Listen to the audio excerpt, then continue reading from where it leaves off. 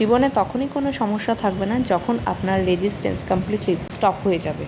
যখনই আপনার মধ্যে রেজিস্ট্যান্স বাড়তে থাকবে তখনই প্রবলেম একের পর এক আসতে থাকবে। যখনই আপনি কোনো সিচুয়েশানকে আপনার নিজের কন্ট্রোলে নিতে চাইবেন তখনই সেই জিনিসটা আস্তে আস্তে আপনার হাতের বাইরে চলে যাবে। যে কোনো সিচুয়েশানকে নিজের কন্ট্রোলে আনতে চায়, তো যখনই আপনি সেই জিনিসটা স্টপ করে দেবেন, নিজের কন্ট্রোলে আনা বন্ধ করে দেবেন, তখন সাথে সাথে দেখবেন আপনার মাইন্ড শান্ত হতে থাকবে। আমাদের রিয়েলিটি আমাদের এক্সপেকটেশনের মধ্যে থাকে না, তখনই মানুষের মধ্যে স্ট্রেস আসতে থাকে, ডিসঅ্যাপয়েন্টেড হতে থাকে এবং বিভিন্ন রকমের রোগের জন্ম নেয়। অ্যাকর্ডিং আপনার জীবন যেরকমভাবে চলছে সেটাকে সেই রকমভাবেই চলতে দেওয়া উচিত। শুধু আপনি সেই জিনিসটাকে অবজার্ভ করুন এবং নিজের কন্ট্রোলে না এনে আপনার নিজের মধ্যে শান্ত একটা পরিবেশ, ডেপথে শান্ত একটা পরিবেশ বজায় রাখুন এবং এরকমভাবে সারেন্ডার করে দিন, এরকম মাইন্ডসেটে থাকুন যে যেরকমই আমার জীবন যেরকমই আসবে, আমার পরিস্থিতি যেরকমই আসবে না কেন আমি অ্যাকসেপ্ট করে নেব। যখনই আপনি অ্যাকসেপ্টেন্সে চলে যাবেন তখন দেখবেন আপনার জীবনটা কিন্তু স্মুথ হয়ে যাচ্ছে। Vavi के according let life as it is or you will get a peace।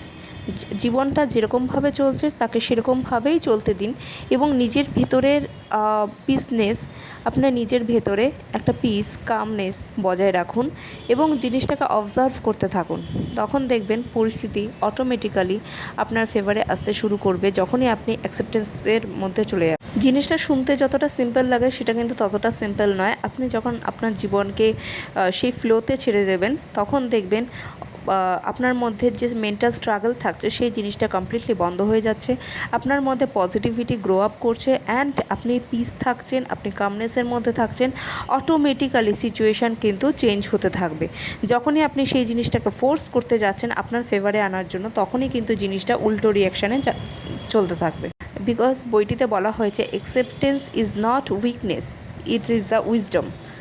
যখনই আপনি অ্যাকসেপ্ট করে নিচ্ছেন যে জীবন ইনকমপ্লিট, আনপ্রেডিক্টেবল, তো আপনার মন আস্তে আস্তে শান্ত হতে থাকবে, সেই সব পরিস্থিতির সাথে মোকাবিলা করতে শিখবে, ফাইট করা বন্ধ করে দেবে। আর যখনই আপনার মধ্যে ফাইটিং মোড বন্ধ হয়ে যাবে তখনই কিন্তু সমস্ত কিছু শান্তি, তখন জায়গায় কিন্তু পিস এবং সমস্ত কিন্তু আস্তে আস্তে আপনার কন্ট্রোলে আসতে থাকবে যখনই আপনি ফাইট করা বন্ধ করে দেবেন। বিকজ তখন আপনি মারাত্মকভাবে পজিটিভ থাকছেন, তখন আপনি যে কোনো জিনিসকে অ্যাকসেপ্ট করতে চাচ্ছেন এবং লড়াই করা বন্ধ করে দিচ্ছেন। অটোমেটিক্যালি আপনার ডিজায়ার জিনিসপত্র কিন্তু আপনার দিকে অ্যাট্রাক্ট হতে থাকবে। সো একদম জীবনটাকে একদম ফ্লোতে ছেড়ে দিন, ভেতর থেকে শান্ত থাকার চেষ্টা করুন। জানি জিনিসটা অনেকটা টাফ, কিন্তু তারপরেও আপনাকে শান্ত থাকতে হবে। তার জন্য মেডিটেশন করুন, হোপোনোপোনো করুন, ডিফারেন্ট ওয়ে অ্যাপ্লাই করুন। অবশ্যই আপনি নিজে থেকে শান্ত হয়ে যাবেন এবং জীবনটাকে অবজার্ভ করুন। আপনার থট প্রসেস কোন দিকে এগোচ্ছে সেই জিনিসটাকে অবজার্ভ করুন এবং অবজার্ভ করা শিখুন। তাহলে দেখবেন জীবন অতি সহজ সরল এবং খুব সুন্দর একটা জীবনযাপন করতে পারছেন।